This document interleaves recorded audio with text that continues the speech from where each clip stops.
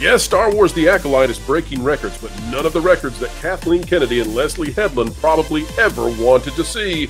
Could it actually damage Disney in their fight against Nelson Peltz? And what are the folks saying on YouTube? We're here to tell you, it's hilarious.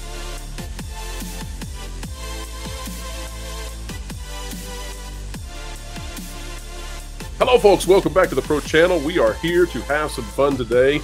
And yes, at the expense of Lucasfilm because they deserve it.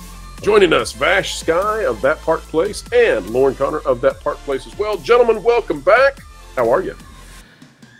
Well, I am doing well. Lauren, it is so great to see you on this topic right here because I have some Star Wars questions for you that I think you'll be very good at sussing out. All right, I'll be ready. Questions to the guru himself. I love it. Well, questions are probably being asked right now at Disney. Questions like, hey, how did we get to the point where the dislike to like ratio is heading towards 3-to-1? And by that, I mean, guys, I know it's not 3-to-1 right now, but it's heading that way. It started off with more likes versus dislikes, and then over the past 48 hours, it easily went past a 1-to-1, and now we are hurtling towards no good, no bueno in terms of dislikes and likes and all of that.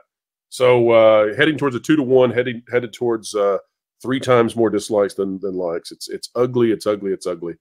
And this with only 8 million plus views. Now, the fascinating thing about all of this too are the reactions that we're getting. I just want to show you what the top comments are, and these are funny. These are really funny. It says, "What do you see?" The comment section getting turned off. It says, "Close your eyes. What do you see?" I see that somehow Palpatine returned again. How does he do it even in the past? Oh, no. It says, we can't read this next one, folks, but you can read it. Then there's this one down here that says, "Close your eyes. Your eyes can deceive you. Leslie leading yet another client to Harvey. Close your eyes. What do you see?" And then it has a Middle Earth reference. Oh, close your eyes. What do you... These are the top comments, people. Close your eyes. What do you see? I see Eric Cartman dressed as Kathleen Kennedy. Oh my gosh, these are amazing. What do you see? I see today's sponsor, Raid Shadow Legends. What do you see? Bankruptcy. What do you see? The massive negative ratio. So all this, that one's funny. Let's go back down. Close your eyes. What do you see? A dying rat with white gloves. Oh my gosh.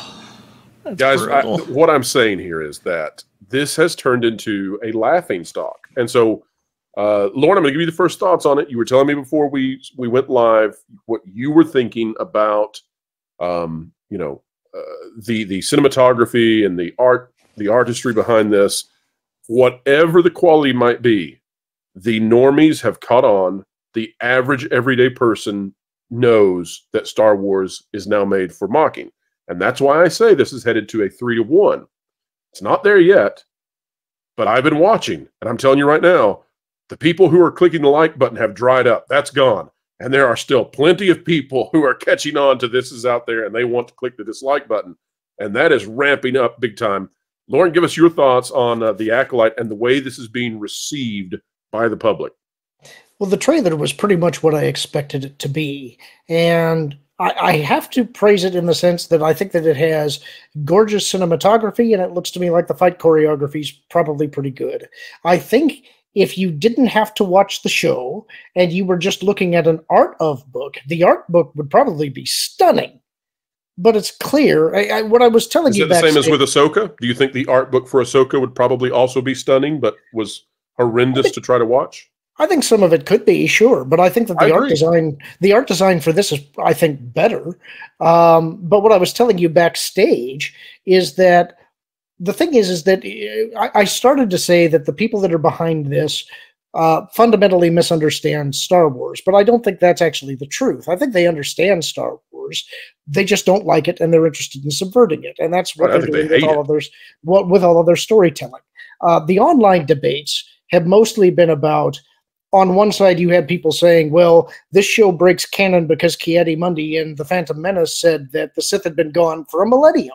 And then the other side is saying, well, you idiots, obviously that wasn't true because Darth Maul and Palpatine wouldn't exist if that was the case. So obviously the way that they're setting this up is that, yes, they're going to see a red lightsaber. None of the main characters are going to survive. They're all going to be killed. And my guess is that's how Star Wars, official Star Wars, is going to try and use that as a shield and say, see, we did pay attention to continuity. We've closed up that loophole. You got what you wanted. All these good and noble characters have been killed. The good and noble ones being the ones that they're also trying to tell you are misguided and wrong because they missed the rise of the Sith in the first place. Vash, Lorne's a genius. You're a genius. You're Disney Parks. But Lorne is a guru of Star Wars. But Vash, tell us what you think the average person out there is seeing when they see this. Is this actually tuning in? I know after South Park, everybody knows that Star Wars is in the dumpster. But do you think that even the last few remaining folks out there who didn't know are now catching on? Oh, I think they've caught on for a little while here. I mean, that's how you get this kind of a situation. Well, yes.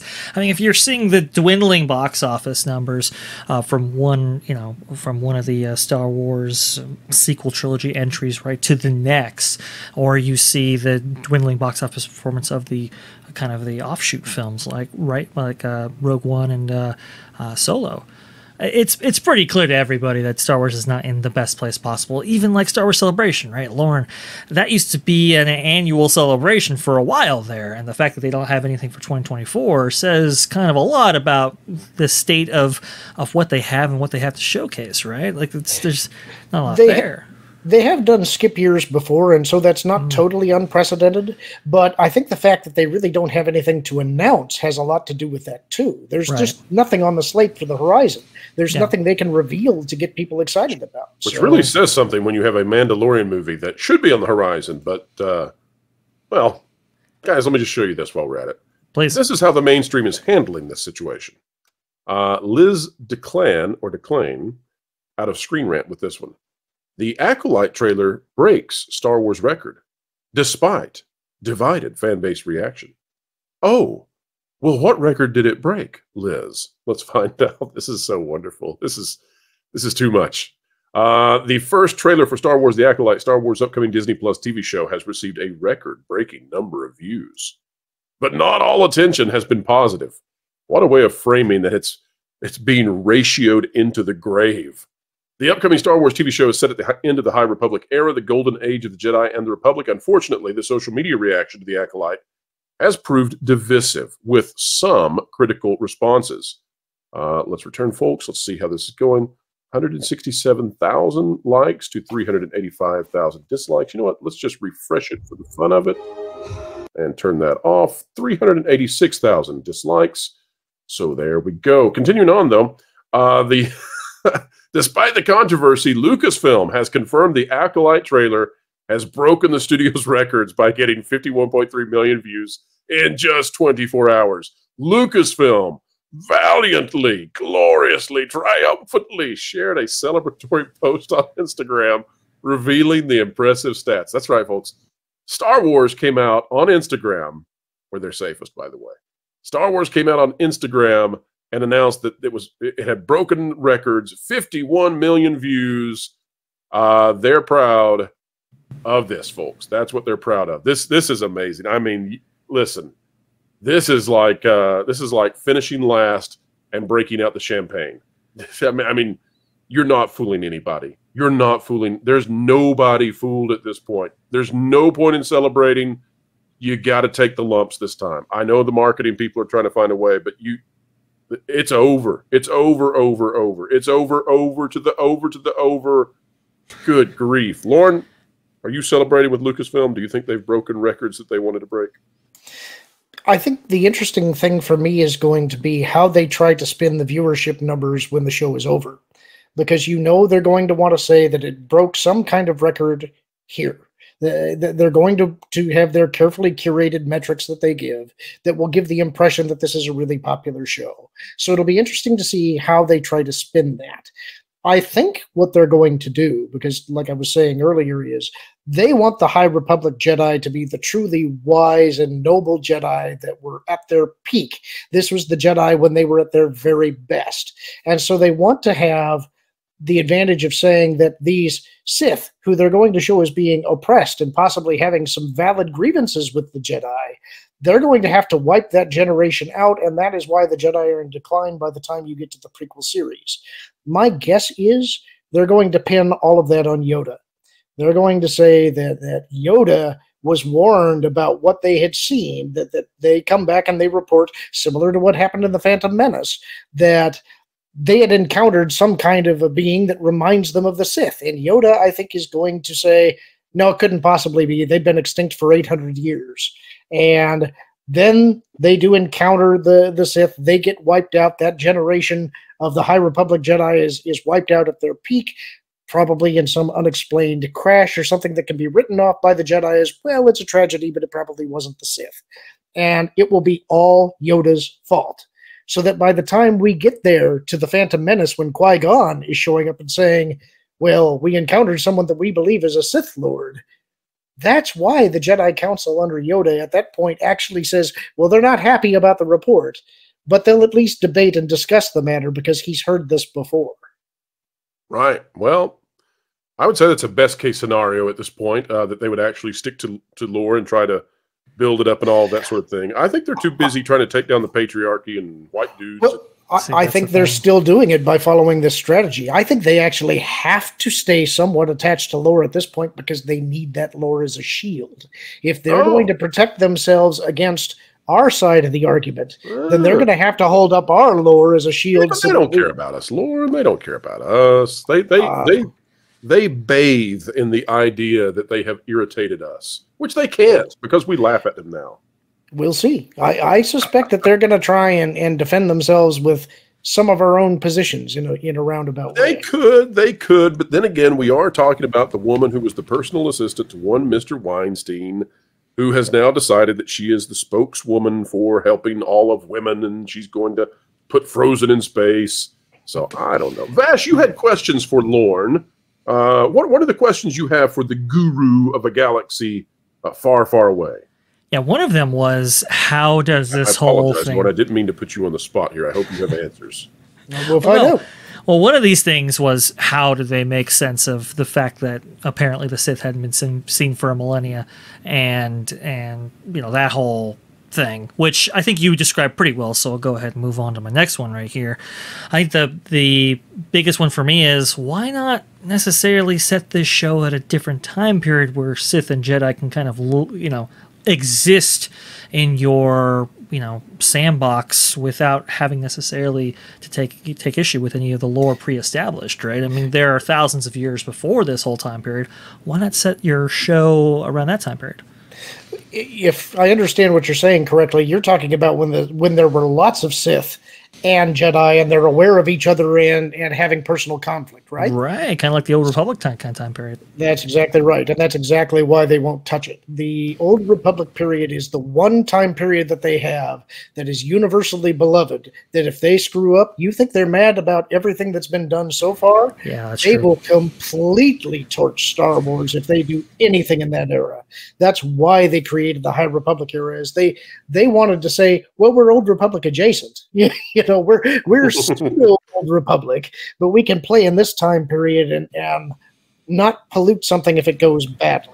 Right, and so we don't necessarily entrust Leslie Headland to that time period, right? So that definitely does make sense. And the other thing is, they want to be able to say, this is the High Republic. This is the point at which the Republic and the Jedi are at their peak. They are the wisest, the noblest, the ones most focused on public works and raising everybody up to the same standard of living. What kind of ideology does that sound like? Mm-hmm. Sounds like a utopia that never is. Yep. That's why that expression of power and well, this isn't really about good and evil. It's about power and who necessarily is justified to actually wield it. That's a very interesting take because we haven't necessarily associated the Jedi in that way, nor would they associate themselves in that way. This is a modern ideology kind of taking root here, which is not necessarily copacetic with the foundational principles of Star Wars. But I find it very interesting that they're using the Phantom Menace's 25th anniversary to also promote this show. They're having a special exclusive sneak peek in front of that May 4th release, which is cool. However, Leslie Headland has said Well, she used the prequels as an example to why George Lucas doesn't necessarily hold the key to understanding Star Wars. Is that right? Kind of disparaging not only George Lucas but the prequels therein. So it's fascinating how they're kind of, well, the prequels are okay in this instance, but not okay in these other instances. Yeah, part of what's interesting to me in a roundabout way about what they've done with the High Republic, and I did not get very deep into that. I did consume the first novel just to kind of see what it was about, but there was this idea of these great works projects that were going on, and how in the absence of having any real political turmoil or the threat of the Sith hanging over them, that they could bring the light and civilization of the core worlds to the Outer Rim, whether or not the Outer Rim wanted it. Now, they actually did explore that a little bit in some of the stories, so I was glad that they didn't have just that singular viewpoint as though all light and culture comes from the center and is pushed out to the unwashed masses. They did have other viewpoints on that. But it's still kind of the overriding theme, which is that maybe if we didn't get involved in all of these conflicts with the Sith, which, let's remember, are the evil protagonists of this story, maybe civilization and culture would flourish because we wouldn't have all of this war. It's like, this is Star Wars. That's kind of the point. Right. You are very confused, Mr. Lorne. You think that it is all about war, but it is all about power. You must have the power to teach all the Outer Rim how to do the things they need to do. Folks, let's take a look here at some more comments. This is fun. There you go, comrade. Yeah, that's right. This one with 2.3 thousand likes. Close your eyes. What do you see? Somehow, Weinstein returned. I mean, these are just, close your eyes. What do you see? 1.6 thousand likes. I see nothing, Mr. Weinstein. What do you see? I see a 14% on Rotten Tomatoes. 5,000 likes on this. Close your eyes. What do you see? I see a holy war spreading across the universe like an. Okay, that's fine. Here's my question, guys. Looking at these comments, and you know what, we'll just scroll for the audience to peruse and have fun with us. Looking through these comments, how scared must Disney now be about the idea of movies? I mean, think about this: a Rey movie. Even a Mandalorian at this movie. How much sweat does Disney feel right now looking at these comments and these ratios and realizing they hate us? They hate. I mean, this is pure, absolute loathing that the fans have for these people now, what they've done to Star Wars. I think it's less than loathing. It's mockery. It's just pure mockery. We don't care enough to hate you anymore. Now we're just going to make fun of you. Yeah. Exactly. That's one step removed from apathy, by the way, which is just, we don't care about any of this at all, it is quickly approaching. I will say, I think it was a smart move to kind of step back and stop releasing all these films on this crazy time schedule in which the quality really diminishes, right? And it does more damage to this amazing brand that has endured for more than 40 years at this point than good. I think it's good that they paused it. The problem, though, is that now the anticipation has built up for a new movie, so much so that it's going to be maybe extra scrutinized in a way that maybe it necessarily wasn't, because there has been this kind of gap. So I think your kind of fear that you talk about, Pro, I think is really a key thing here, because there's got to be some executives going, we got to get this one right, because we're never going to hear the end of it if we've taken this time off for so long and we still screwed up. I was looking for this, guys. Yep. This is one of the greatest. I mean, you talk about just bad writing, bad everything. Close your eyes. What do you see? There's this alien weird that can't close its eyes. This is actually something else that I wanted to bring up that I forgot to mention. Please. On Twitter the other day, somebody had created an image showing those lines mirroring from the sequel trilogy. It is during The Last Jedi when Luke is having his. We had an agreement to never bring up that movie, but go ahead, Lauren. Go ahead. His first of 3 training sessions that actually ended up being only 2 has Rey sit on a rock and he says, "Close your eyes. What do you see?" She says, "Life, balance." And then where it gets off track is when the child in the new trailer says, "Fire." but they're also drawing that subtle tie once again. Oh, what a trilogy of movies! Yeah, good idea, Lucasfilm. Tie it into Last Jedi.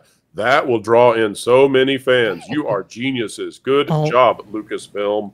I'll tell you this, Leslie Headland had an interview with the Hollywood Reporter, and she goes on and on, fawns over Rian Johnson. She goes, I love Rian. He was the first director I ever worked with, so getting to work with him on the show was, oh my God, it was such a dream. He was so kind, quiet, and yet so clear about what he wanted. He never seemed stressed out, and I wish I was more like him. He's like the patron saint of calm directors. She really looks up to Rian Johnson, so that's why I think those connections metaphorically, I mean, physically, there's no way, but metaphorically. Her head needs to get rounder.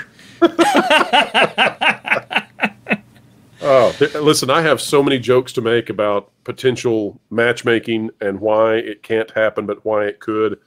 We'll just leave it alone. I don't want to get in trouble. We're probably already in plenty of trouble, but Acolyte, it doesn't matter how much trouble we get in. It's in way more trouble than we ever could conceive. Star Wars the same. Kathleen Kennedy, you sit on a throne of just suck, and have fun with that.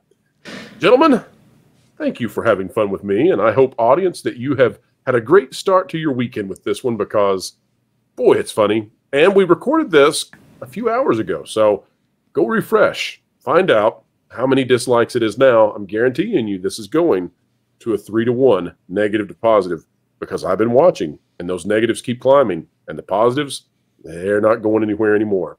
Vash, tell the folks what you got coming up on That Park Place. On That Park Place, we're releasing videos twice a day now, right there on a consistent basis, which is great. It's awesome. It is so fun. It is amazing. We also have live streams every Thursday at 12 Eastern right there, where Jonas hosts, and we go over the huge topics that are released throughout the week. And boy, we have just been slammed with all kinds of stuff that's been happening. So, folks, you definitely want to subscribe to That Park Place for all the news. That should be fun.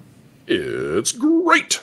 And Vash, I'm hearing word that a new channel is on the horizon with That Park Place and the Pro Channel. I hear we're going to be creating a third in the future, and you're going to be at the helm of it. I cannot wait. Yep. Lauren, that's very true. You have been an integral part of the Genre Guys, and you guys recorded one about the great Muppet movie caper. You've got another one coming up. What's next on the docket for the Genre Guys? Well, as I teased last time, we're going to be watching a movie with the world's greatest secret agent. That's going to be the next one that we're tackling. Pink Panther. After that, we're going to have kind of a surprise April 1st video that I think will, if nothing else, get people talking. And we'll see what happens after that. You heard it here, folks. Genre Guys, Brokeback Mountain, April 1st. All right. Well, it's been a great time with all of you. Lauren's face says probably, because I know how April Fool's works. All right, folks, you've had a wonderful time, I hope, because we did. Keep sticking around. We're going to keep covering The Acolyte to see what happens. And who knows, maybe Disney will learn their lesson. I don't think so, but maybe. And maybe Nelson Peltz will get on the board because of this. Coming up Monday, we're going to be talking about George Lucas and the damage that was done to him by this most recent statement. I think it's profound, and I think it had the opposite effect that Disney wanted after ISS came out and gave their nod of satisfaction to Nelson Peltz. It's going to be fascinating to watch all of that. Folks, it's now your turn. Like, share, subscribe, click it, stick it to the algorithms, it's the notification bell, drop a comment down below. Let us know your thoughts. We sure would appreciate it. We care about what you're thinking. Folks, wherever you are and whatever you're doing, keep learning, keep growing, and keep having fun. Hey everyone, I'm Wilton the Troll, and I got a really important PAS. I just feel it's important to take a moment to reflect on the current slate of Star Wars movie. I mean, we haven't had a woman take the lead on any Star Wars projects whatsoever in Star Wars yet. And that's partly because other women who are leading Star Wars, they don't want to let that happen, which totally isn't stereotypical of women. Am I right, ladies? But here we are, with director Sharmin Abinadab Chinook or something. Anyway, she's a woman who's bringing a lot of weight to Star Wars because of her, pedigree. I mean, look at her. And yes, It's time for a woman to lead Star Wars. I mean, saying that has totally worked in every other sphere of life, especially politics. Come on, Hillary Clinton, you tell him that it's time for a woman to smash that patriarchy. Anyway, that's all I have to say, and I think it's important for you to know that. Thank you.